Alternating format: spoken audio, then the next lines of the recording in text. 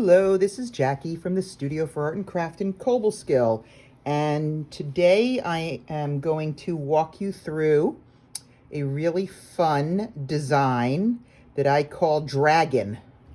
Not dragon like fire breathing, but draggin like Draggin apostrophe. Because this entire design is done with drag. So if you're familiar with dot mandala and some of the different techniques, drags is something that we use quite a bit to highlight or to fill out a design. But this, except for the center dot, this entire design is done with drags. So this is one that I did as an ornament for the Christmas season. And this is a version that Alyssa did on a plate. And so we're going to kind of combine the two, and I'm going to do this with you today on a larger plate in the black color scheme. I'm going to refer to both of these as we go through it, so this will not be the last time you'll see it. So you've got your plate, which is marked. I've marked this one a lot because I'm going to be taking that design out a little bit further. You have your glazes, which are in order of that we're going to use them. I'm going to be using the same color palette as these, so I will refer to them both by their actual color, but also their like letter position, A, B, C, D, and A, B, C, D, E, F. Sorry. Ooh, 6 letters. And of course you have a tool. This is the dotting gyre. It starts with a small tip number 1 and goes all the way to the largest number 8. We're still going to use the same tool. We're just going to use it for dragging. You have a paper towel, which should be a little bit damp, and that's what you'll use to clean off your tips with, to keep them before you switch colors or whatever. And then you've got a paper placemat that your plate sits on so that you can turn your plate without having to touch it. So you just pick up the paper towel and turn it, rotate it. I happen to be working on a banding wheel because I happen to have a banding wheel, but that allows me to turn it pretty easily. So we're just gonna jump right in. We're going to start like we almost always do with tip 8, the biggest tip, in our first color, which is the yellowish color. I'm just gonna dip that into the glaze and put a dot on that center dot. Now remember, when you're making a dot, if it doesn't come out the way, roundish, your first shot, don't want to pull out don't try to make it bigger by pulling out the glaze. You do that, you're more likely to end up something even odder shaped. Just even being what you noticed probably that I did is that I went right back and just dabbed right in the same exact spot. Let the glaze do its job. It will sort of naturally round itself. All right, so now what we're going to do is take tip number 3. All right, and we're going to use our second color, which is the green, B, green, and we're going to do drags aligned with the ray that goes basically from that first circle to the middle. So what do I mean? I mean I'm going to start about here, I'm going to put it down, and then I'm going to lift it slightly and bring it in. These are very short drags. So again, where the ray is, I'm going to pull it into the middle. One of the things about this design is I will tell you right now that your drags will virtually never all look the same. This design, it doesn't matter because it's the overall effect that we're going for. And it's more important that you have the whole design working than any one particular drag, so to speak. So those are my first 8 drags. Now I'm going to switch over. I'm actually going to use the same tip. I'm still going to use tip 3, and I'm going to go to my red color, C, next, and I'm going to go in between. So now I'm going to use my drags as a marking. I'm going to come slightly up above it and just drag in between. So start here, let it set, and then pull it down. Start slightly above in the middle and then lightly pull it down. If you notice, I'm going to come back to that one. It's like a lot of these, I don't have a lot of room, so I'd rather not. The most important thing is not to get the colors all mixing. Air is important. So if they're not all the same length, As I like to say, trust me, it won't matter. Now, I'm just going to point out that over here, my two colors went in together. And probably I will want to fix that. I will want to make them separate. But it's important not to do that until we're done. Once the glaze is dry, it's much easier to separate them and to clean up any mistakes or whatever in a way that won't mess it up. If you try to do it now, you're more likely to smear the heck out of it than you are to actually do what you tried to do. All right, so now we're going to do the same thing again with tip 3, but we're going to go to blue, which is the color D, and we're going to what I call kind of, you know, spoon, right? The red one that we just did, going up a little bit higher, all right, and coming back down. So if you look at it, let me grab something I can use as a pointer here. You're going to see it kind of goes 1, 2, 3. So when I go to the next one, it's going to be 1, 2, 3. So we kind of create another dimension to this as we go. But I like to point that out because it helps you to remember where you want to start it when you know what that shape is that you're going for.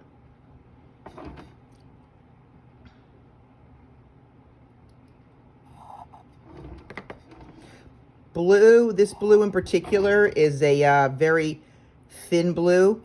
You know, the different colors have different viscosities, different thicknesses, so they don't all drag the same way. And so I want you to be aware of that. I always go very gingerly on my first drag so I get the feel for the color. All right, so now what we're going to do is we're going to basically keep doing this, except that we are going to change the order that we're doing it in.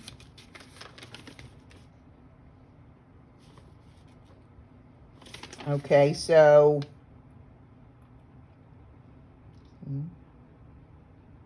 oh, no, we're not. We have one more in that direction. My bad. All right, so we're going to do, sorry, still tip 3.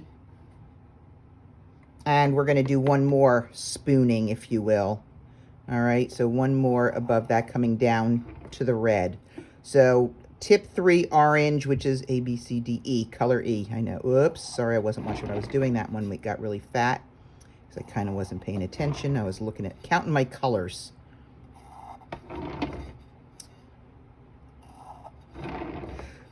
I will tell you that the orange definitely has a loose viscosity. It's very thin. Okay, now we're going to change direction. Had to get that right. So now we're going to go back to our first color, the yellow. We're going to go up to tip 4. Woo, woo. All right, and we're going to go the other way. So I'm going to do my drag. I'm going to start, if I've spaced these out correctly, which is somewhat lucky, or I'm going to start, where's my pointer, at this circle line, okay, is where I'm going to come, and I'm going to come in this direction. All right, so I'm going to go up, use tip 4 with the yellow. I'm going to start up here and bring it down. I don't really worry too much about where the tip ends, you know, where the drag ends, as long as I have a drag of some significance. As long as they all look like drags, life is good. That's what counts.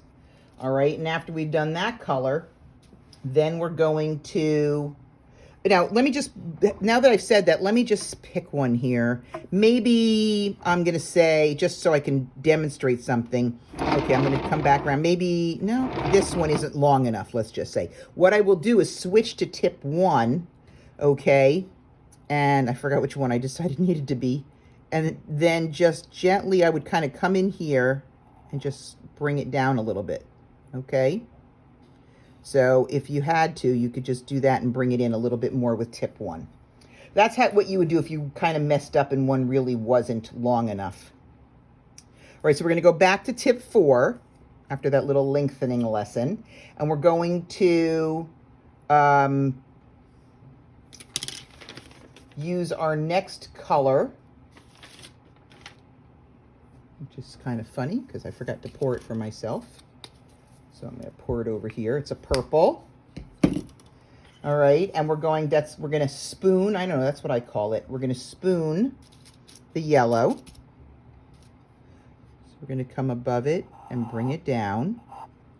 I can see that this one has definitely a different viscosity, so I may actually need to do some lengthening work on some of these. I'm gonna turn it. I always turn my plate as I go so that I'm basically always going in the same direction for each of my, especially for this design. I find that to be really helpful,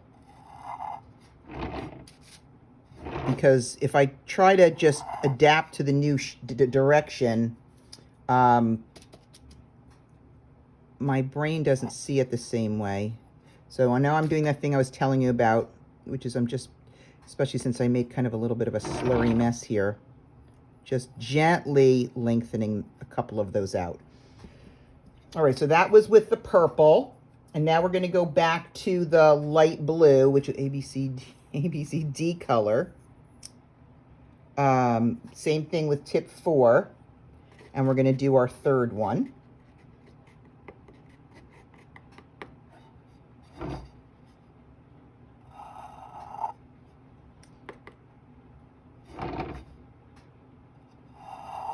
Now, all of these are going to need, because we're starting to get kind of long here, these are all going to need us to come back to tip 1 and lengthen them out. So I'm actually going to do it here so you can see me before you move on to something else. So I'm actually starting with tip 4 and getting that puppy started, but then it runs out of steam, so I'm going to take a little dip with tip 1 and just come back up into it. I don't really touch the plate with this one until I get to the end, because I don't really want it to do too much at the top. So just putting it in up here and then just pulling it down. Okay. Oh, almost on that one. Almost got that one all the way. It just requires too much glaze for poor little tip 4 to hold. I find, and I do it, I'm guilty of this like a lot of people are, of going, oh, let me just use tip 4 to pull it. And it just doesn't have the same shape. I just don't like it as much when I do it that way. So it's way better to take the extra second and switch over to tip 1. All right, so I'm going to clean my tip 4 and my tip 1 in my hand, because I end up getting kind of filthy. All right, when I do that.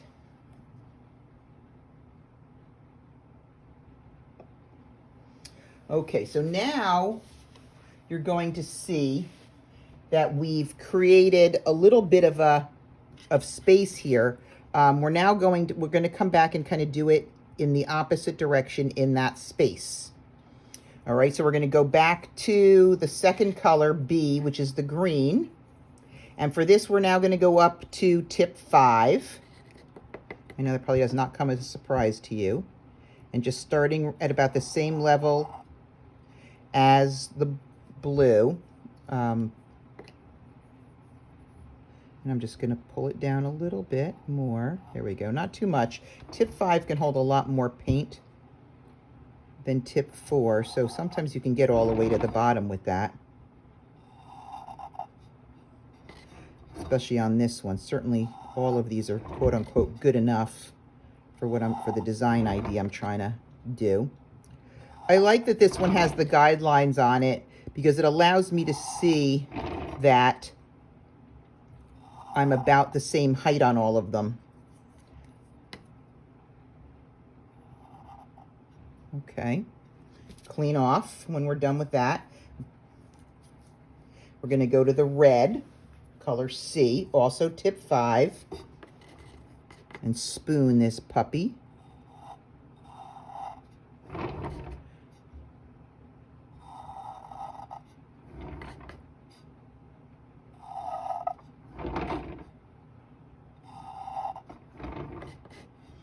Some of these you can see I am able to get enough glaze to go all the way down, and some of them I'm not. So I'm just going to get them all on here, and once I do, I'm going to God, I gotta stop saying gonna.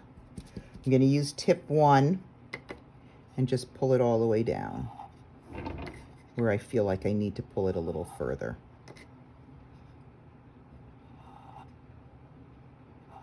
You don't have to be exact. They probably won't be. Okay, and now we're going to go to the orange. 1, 2, A, B, C, D color, which is E. Again, tip 5, and we'll do this one more time. And by now, basically, you should be at the line. And that's what we're going to aim for, is to start this on the line, because it's a good way of realigning everything. When you're doing a design like this, it's really centered on the plate. It's more noticeable than maybe some other designs that you want to keep it centered. So it's worth it, even though, like on this one, this is a tad higher than this one. In the overall course of the design, it matters more that it's centered, that they're all at this circle, than the fact that they're in a row. So the next thing we're going to do here actually is make a little V with some other colors to fill this out. Okay, so let me see, do I want to do it? No, that's what I want to do. Deciding, I'm making these big decisions.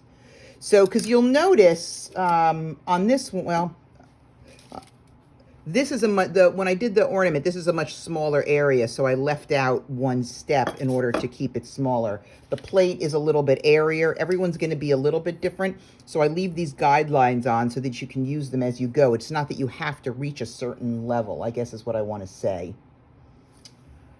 So what we're going to do now is we're going to start with we're going to do this one with tip number 6. I want to use the purple for this. Actually, I'm not. I'm going to use the yellow first, just so you know. I'm lying, or it's just changing my mind. That's probably a nicer way to say it. All right, so tip 6 with the yellow, which is color number 1.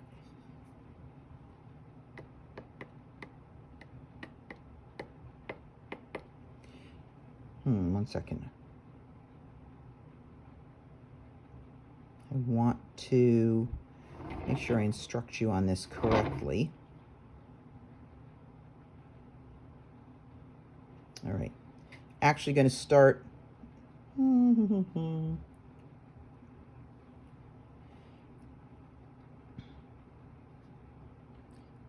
straight up and down is, I guess, the best way, in the middle of each one of these.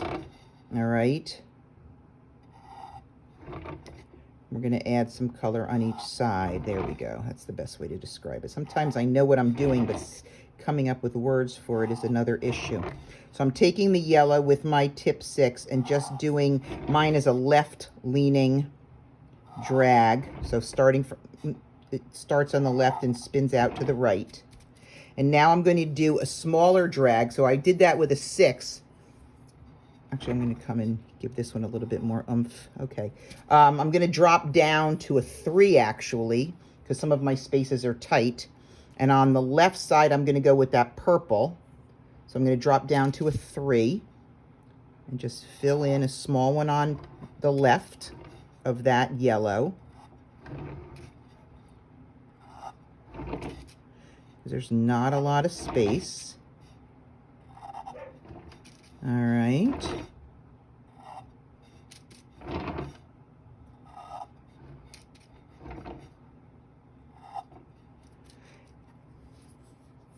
And on the right side, I'm going to use the green, but also I'm going to do the same thing. This one might be a little bit, this one's a little thicker, so you need to get more on there in order to make the whole drag. So I'm going to go down to number 1. Remember that trick, to pull it out a little bit rather than using the number 3. Okay, so this one will be short. This will be short. I should be okay. It's a technical dragging term. All right. So that is the basics of the design. I'm going to let that dry for a second and show you a good finishing step. I'll be right back.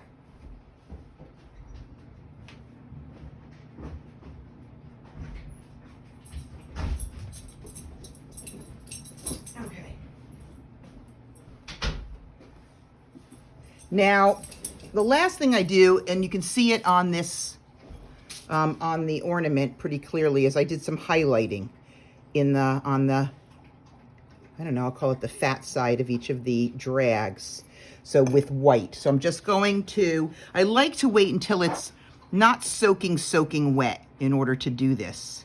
Now the question is, could you keep going with this design if you wanted to cover more of the plate with this? The answer, of course, is yes, you can. You can just keep going because you basically understand, hopefully now, the concept of the drags. These drags that I did kind of going straight, I did it because I wanted to end the design. But if you wanted to, you could do them longer and come over the top of what you just did. The other thing you can do is I put on this last ring here simply because you could then do something out here. I'm going to put a large dot out on each of these as my way of using up some more of the space. So for that, I would take tip 8, and I'm going to use the blue color. And I'm just going to put a dot on each of those where the ray meets the circle. Okay, because now I know they're going to be even, and it adds some color. It's a little pizzazz to the whole plate design.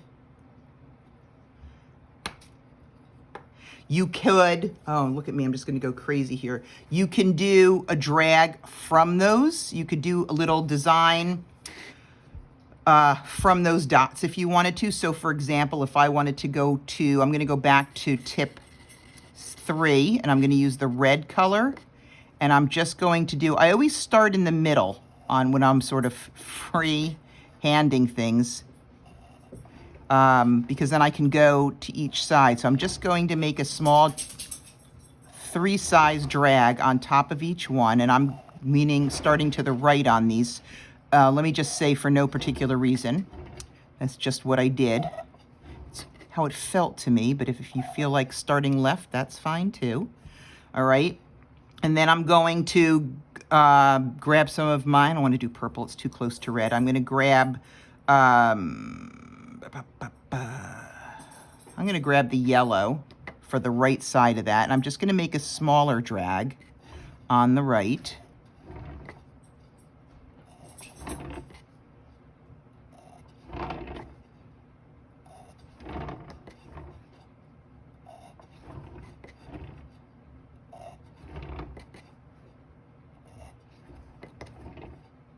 Oh, I'm done. I'm back. And then on the other side, I feel I'm going to go making tough decisions, green or orange. I'm going to go with the green. And I'm going to also so I could have the choice here to either do a large or another small. I'm going to go with the other small. But you could do a large one too, okay? There's no right or wrong. It's just kind of which look do you like? But for me, I like for the middle one to be a little bit taller and the 2 on the sides to be a little shorter. Okay, this is also a good thing to do because I filled some more space and also got some of my glaze to dry. And now I'm just going to use my tip 1 and the white, and not a lot because you can always add more, you can't add less. And I'm just going to add a small, so almost a drip move. Okay, a small dab of white to the fat side, if you will, of the drag. When your glaze is pretty close to being dry is really the ideal time to do this. So this is not something I'd want to do. By the time I get to the outside, I'll be fine. Okay, so now I'm going to do this to each of the drags up here too. So 1, 2, 3. Yes, I'm a counter. Anyone who knows me knows I'm a counter. 1, 2, 3. So the red, the blue, and the oranges that go up are each going to get one of these little highlights on their fat side. I'm going to start out here because it makes more sense to start with the largest one because right when you dip it is when you have the most paint. And so using that on the biggest drag makes the most sense. This is a really funny step because when you do it, sometimes when it's wet, you're thinking, what? What is this doing for me? But when it gets fired, it looks awesome. All right, so basically we're gonna keep doing this. I'm actually gonna do these. Remember, I'm still doing them on the outside, but I am doing these upside down, but that's because I'm left-handed. And so, as I've said before, many times I always work from my side of strength. And sometimes the eye sees things better when you're not, how do I want to say this? When you don't actually see what you're doing. So by doing this upside down, my brain is actually able to do a better, more even job because it's not focused, wasting any energy on trying to make sense of the design because the design is upside down. And it just says, fine, I'll do what you want. I don't know, maybe you don't have arguments with your brain. I do. So every single one of these is going to get a little highlight. You're welcome to turn me off now if you need to. Oh, you know what? I decided I like those best when I'm doing the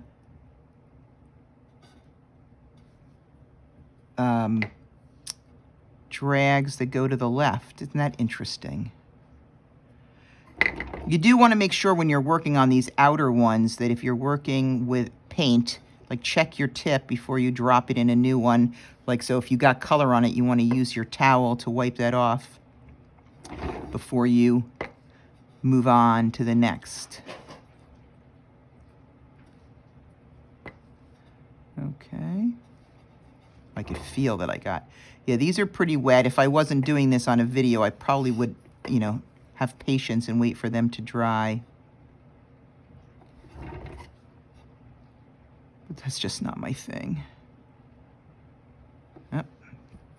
All right. And now we're going to go this one again.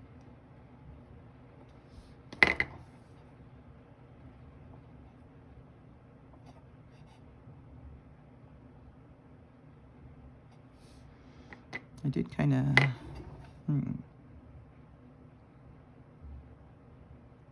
When I do these highlights, I don't really go very... I just really let the wet paint on the drag pull the white paint down. This is always something like that you can practice on a piece of paper even before you do it on your plate if you wanted to.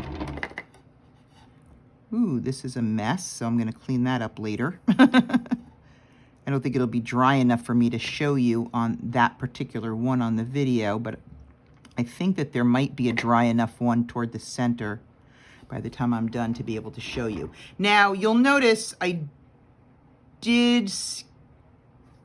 skipped over some, so I'm going to come back and do these. Doesn't really matter what order you do them in, so there you have it. All right.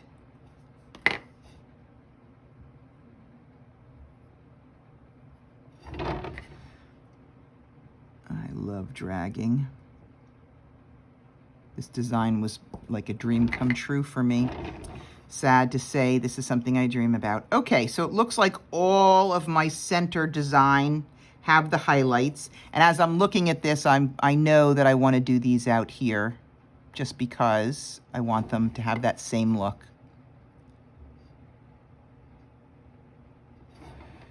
Okay, so sorry about that.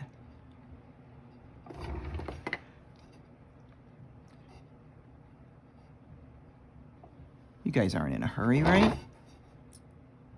And again, you can also just say, well, I don't want anything highlighted, or I certainly don't want those all highlighted. And that's fine. There's no right or wrong. It's really what you like. One of the fun things for me is watching all the different designs come back into this, you know, when you bring these back to the studio to be fired and seeing all the little differences. Okay. Now my only question is, do I want to do something to that blue? I don't. I want to leave it how it is. So rather than my going inside, I think I'm going to show you how to clean up on this mess I have on the edge. You can even use the tip. Of like the number 1 or the number 2. Obviously, just make sure your tip is clean before you do this, completely clean. And all I want to point out to you is what you want to do is very gently scrape, okay, and blow or jig. I wouldn't do this while the plate was while I still have wet paint and blow on it, because I don't want to blow these little white bits that were probably just on my side of my hand. Yeah, I'm really always have paint on me. Back onto the plate. You could choose not to touch any of this. We can do this easily when you bring the plate back at the studio, but it's really important that you do not scrape away the black. I know it looks gray when it's dry, but it'll be shiny black. The challenge with that is if you clear it, if you scrape it away, I might not be able to see that, and it'll affect how your plate fires. All right, so if you had something, I thought I had one in the middle. I think I remember. But you know, this is the funny part, right? You'd think as you're doing it, oh my gosh, this is like such a bad mistake. But then when you go back to look for it, you cannot find it. Okay, there's a tiny bit of I see. This was that connection I had mentioned. I'm going to use this tool. You could use a nail file. You can use a toothpick. Now, these are not completely dry, so I'm breaking my own rule, but I'm very gently just drawing a line and scooping off that drag color. I didn't even touch the black underneath. Yes, that's pride talking. I am super proud of that. So this one up here is too wet to do. I'm not going to touch it until it dries. But essentially, this is what I have done for the design on this plate, Draggin. It's a lot of fun. You can change the colors up. It's got a lot of color. It's got 6 colors plus the white. So there's just a ton that you can do with this. And it'll be exciting to show you what this looks like. It'll look a lot like this one, except bigger. So I hope you had a good time. This is Jackie from the Studio for Art and Craft. I will see you when you bring your kit back in to get your plate fired. Bye for now.